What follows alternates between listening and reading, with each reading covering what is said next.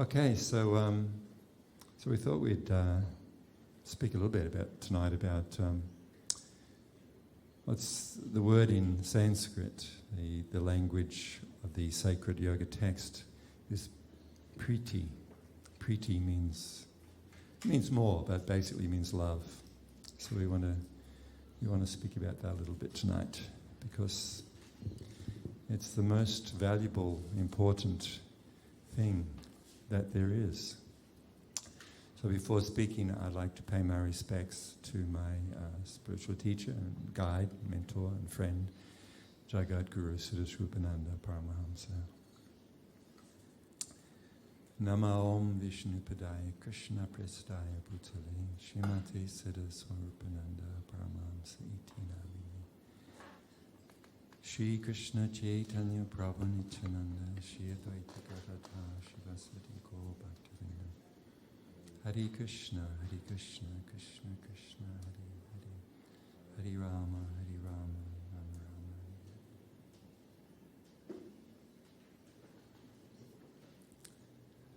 Hare. Okay, so what's the idea of Valentine's Day? What's it all about? What's it for?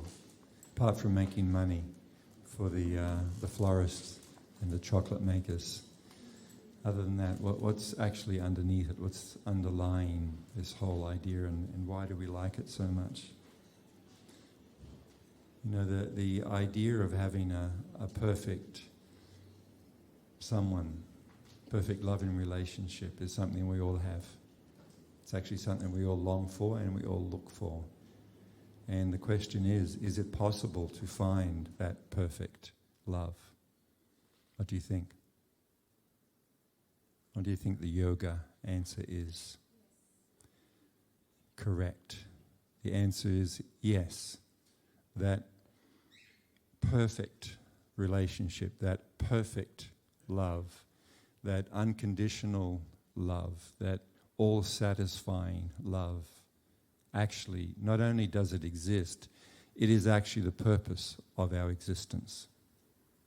Ultimately, nothing else is the purpose or meaning to our life other than actually experiencing that perfect love. So yes, not only is it possible, it is actually necessary. You know, because we are eternal living beings, we can never die. We can cry, we can sigh, we can lie, but we can never die.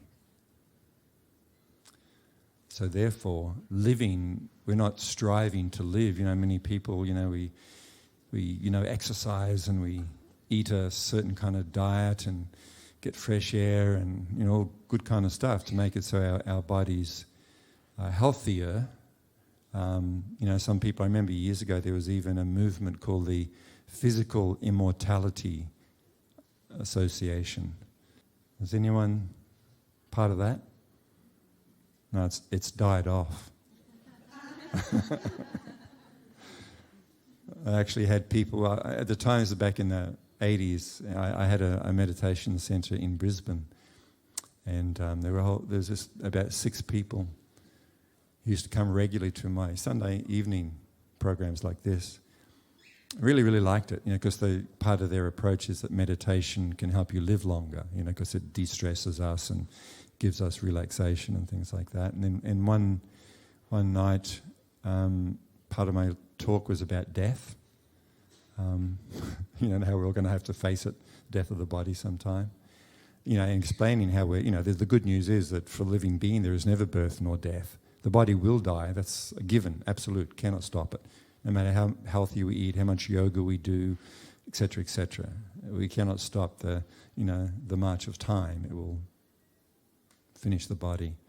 And this group of friends were deeply upset. I wondered why, because it was a very positive message about the eternality and nature of the self. And this is when I found out about this organisation called the Physical Immortality Association, and they were like the leaders of that in Brisbane or something or other, because they're hoping to keep the body alive forever, so the body will not die. And this is impossible. Anyway, slight detour there. So living is not the problem, but while we are living, how can we actually be alive and vibrant? Love. Love is the answer. That's the only way we can actually lead a full, complete, vibrant, completely satisfying, fearless existence. Love destroys all negative things. Love destroys misery. It destroys pessimism. It destroys fear. But that love is not the love that we find in the temporary material world.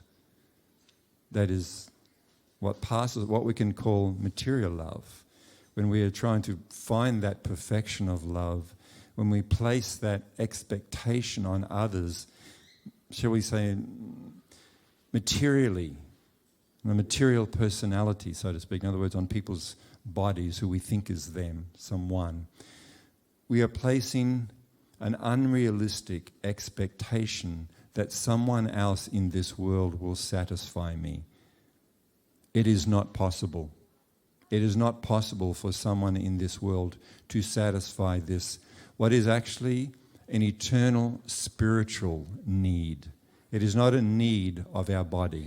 Our body is matter. It's made up of molecules and atoms and, comes from the dust and it will return to the dust. And it is not us. We are not this body. So we're not speaking here on the level of the body when we speak of actual love. It is actually a spiritual reality. So it is only perfect, unconditional spiritual love which will actually give us all those things that we just mentioned briefly. So it is unfair that we go around the world with the idea and the eyes of looking for my, in quotes, soul mate. You know that idea of, I think I found my soulmate? This person completes me. Maybe you've said that. Maybe you're saying it right now. This, it's kind of like they usually use like a pendant that's got a heart, right? And the heart's kind of like sliced down the middle. And when you put the pendant together, one of the partners has one side of the heart and the other person has the other side of the heart. And when they put the two pendants together, bingo, perfect match. Is anyone wearing one of them tonight? Anyone have one of them on here tonight? Nothing wrong with it, because to have healthy and happy and satisfying relationships is possible in this world. It is possible in this world to have happy, satisfying relationships with partners, with others, on all kinds of levels. But not when we try to find that perfection in the person, because I'm not sure if you've noticed, but other people are imperfect. Has anyone noticed that? Am I the only one who's actually noticed that even our near and dear ones are imperfect? Put your hands up if you've never noticed that. I thought Matilda might put her hand up. Sorry to disappoint. No. Here, we're speaking truth to reality here. I am imperfect. It's a fact. Let me count the ways. And the other secret? And these two secrets, well, there's three secrets, but these two secrets will contribute to us being able to have a happy and satisfying relationship in this world. And that is when I acknowledge that I too am imperfect. Without this acknowledgement, without actually being fully on board with this reality, our relationships cannot and will not be satisfying, lasting, and happy. Because another person in this world cannot satisfy my need for perfect, eternal, unlimited, unconditional spiritual love. Have I ruined your day or made your day so far? If you think about it, if we kind of step back a little bit from the emotional involvement and think about it for a little bit, and you think back to all of your relationships with your parents, with your siblings, perhaps you've had a number of partners in your life up to this point, and if you look back on all of them, were your parents perfect? Of course not. That's why we left home. Are your kids perfect? Hell no. You know, we're always trying to help adjust their lives so that they also can be perfect and do the right thing, right? Our friends, have you ever been let down by anyone? Yes, of course. Have we ever let anyone down? Never. That's never happens where I actually let someone down. So this is just, we'll move on from this, but this is just to kind of lay the groundwork for the possibility of finding our soulmate, so to speak, is those things. No matter who I find in this world, they will be imperfect. I myself am imperfect. So therefore, let me not enter into any relationship on any level, putting that heavy burden onto someone else, because when even though we go into it kind of unconsciously knowing it, when we actually discover the depth of their imperfection, and maybe a better word or another word is limitations. Are you happier with that word rather than imperfections? Limitations, maybe we can use that as a word. Then it actually causes a lot of grief in our life and unhappiness and the love. How do we get someone to love us? Unfortunately, in the superficial world in which we live in, so much of it has to do with how we look and what we have in life, right? Many young people, this so-called body image thing where people are so worried about how they look. And am I lovable? Will someone actually care for me? Will someone love me? And so much of it comes down to how they look. If their figure is to this or to that or whatever it might be, right? Madhulila was telling me today about how there's this whole thing, I don't know, is it Instagram? Where they have the... Snapchat. Anyone here know Snapchat? They got these filters you can put on it, and it kind of smooths out the wrinkles of your skin, and it kind of makes it look apparently really, really good, and makes your eyes look nice, and it just changes everything. That there actually is a movement. There are now this whole thing where particularly young girls, but also guys, where they actually want to go and get plastic surgery so that they will look like their avatars in Snapchat. That's simultaneously funny and depressing, don't you find? That actually, because they want to look how the filter, the beauty filter works in Snapchat, so they actually will go to the length of getting plastic surgery so that they can do that. Why? Because they want someone to love them. They want to feel that they're accepted, that they're acceptable. We can speak about self-esteem and all that stuff and self-love as much as we want, but deep down within a person, there is a deeper longing and spiritual longing and reality that I want someone to love me. We can speak another time about this idea of self-love, which of course cannot help anyone. This so-called self-love is very superficial. It's there for a good reason. People who have been hurt and let down. What's that song by, not Britney Spears, who was it? Greatest Love of All. Who was that? Whitney Houston. I can't remember the exact lyrics, but part of the idea I remember was, we're all looking for a hero, but we've all been let down so many times. So therefore, we can only trust ourselves, and we must, the greatest love of all is to love yourself. We don't have time to explore this, in the depth and detail that would be required. But let me just say this. What is love? Love is an experience between oneself and someone else. That is the reality of love. It is a relationship. Means at least two or more.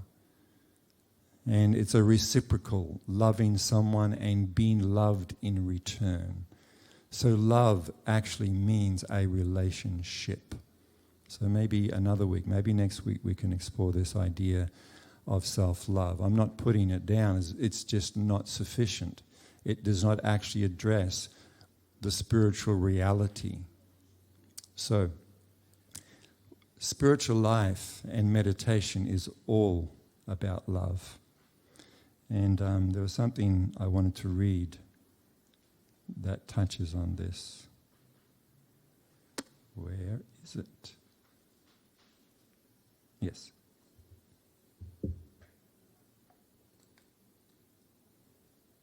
This is an essay or an article written in 1896 by a great spiritual teacher named Bhaktivinoda Thakur.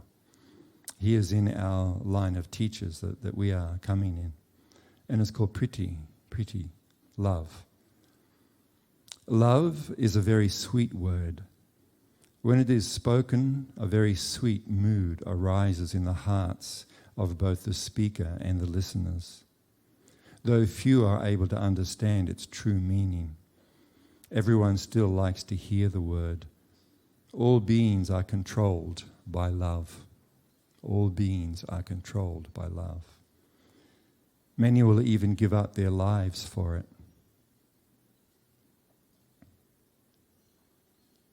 To love is the sole purpose of life. To love is the sole purpose of life. Many think that that the fulfillment of their selfish desires is the primary purpose of their existence, but that is wrong. For love, man can sacrifice all of his own self-interests. Selfishness causes man to strive only for his own happiness, but love causes him to sacrifice all of his own self-interest for the sake of that thing or person that is dear to him. Whenever there is a clash between selfishness and love, true love, love is victorious. In particular, even when selfishness is very intense, it still remains subordinate to love. What is selfishness? Selfishness is to endeavor for that which is dear to oneself. Therefore, it is not unreasonable to say that human life is directed by love, because one is willing to give up this self-interest for love. Love becomes the primary purpose of life, even when a person strives to fulfill his selfish desires. Now we move to this part. Love is preeminent on the path of transcendentalism also. So transcendental life, self-realization, is not about some cosmic merging into some energy or void or becoming one with it all.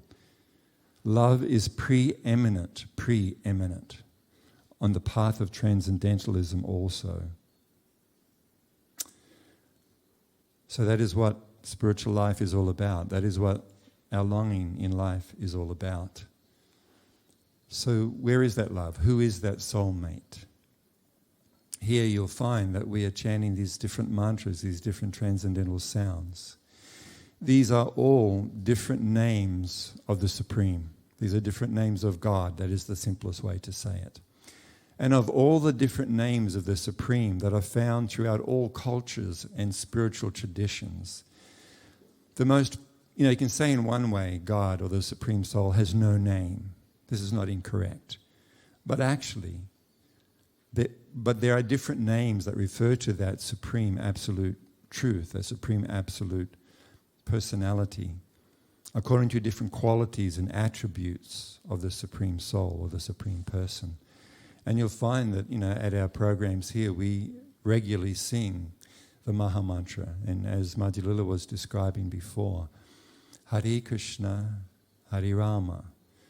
So this name, Krishna, is the most perfect and complete name to refer to that original cause, that Supreme Soul, that Supreme Friend of my heart who is already there within my heart. Because Krishna, this name Krishna, means the all-attractive, the all-beautiful, the all-love. And we are part of Krishna. We are part of the all-love. Krishna is an ocean of unlimited spiritual love. This is the nature of Krishna, the Supreme Person. The Supreme Soul, or God, is not just an impersonal energy or void. Krishna is the Supreme Absolute Personality, as we are spiritual personalities. And love is based upon individuality and personality, relationship between individuals. So yoga, meditation, self-realization is about actually reconnecting to that forgotten but eternal bond of love between oneself, the spark of love, and Krishna, the all love, the ocean of unlimited love. And this is the purpose and the goal and the result of spiritual cultivation, specifically the practice of kirtan, and why we emphasize it so much. That love that you are looking for is already there inside you, because it is part of you. It is actually who you are. And that eternal, now forgotten or covered, loving, reciprocal bond of love with Krishna or the Supreme is eternally there, but it is covered or forgotten. So spiritual life is not about achieving something artificial. It's not something that anyone else can give me. It is already there inside each of us. It is part of us. It simply needs to be uncovered. And we've used this example many times. Just like a diamond is deep within the earth, covered by rocks and darkness and dirt. It just simply needs to be uncovered. So similarly, that eternal ocean of love, that reciprocal relationship between each of us and Krishna or God is already there within me. It is part of me. It is who I am. It is my eternal spiritual nature. It simply needs to be uncovered. And this process of meditation on transcendental sound purifies or uncovers that perfect love which is already there within you. So then as I begin to tap into and taste and experience that perfect spiritual love that is there within me, then I can truly love others because I no longer need that other person. Is that understandable? If I need something, it's like they're a drug and I need them. But if my cup is overflowing, what is the difference in the relationship now? It is actually, because in most relationships, we need each other to try to fill up this emptiness, this void within us of love, this love-shaped hole within us. So we look around the world at others hoping that they will actually be able to fill me up. But you know what? They're looking around the world for exactly the same thing, and they're looking at me thinking this person will fill up this emptiness within me. And I'm looking at them thinking this person will fill what is missing in me. This person will complete me. So therefore I need them. But when one is actually tasting the beauty of transcendental love in connection with Krishna or God, then one's love is actually overflowing and one does not need the other person. In fact, one is simply in the act of being able to give. Is that understandable? If you have $1 billion, you're not looking at someone thinking, how much money can I get from them? You're able to actually give. So this is the solution, and this is the means by which we can have loving, harmonious, happy relationships in this world of these combinations of things. Understanding they cannot satisfy me, I cannot satisfy them. They have their limitations, I have my limitations, but this love actually exists, and let me tap into that love. And then I can truly care for and love others unconditionally also. So this is the real gift of yoga meditation, but specifically the gift of kirtan and the gift of the holy names of the Supreme, the all love. Thank you.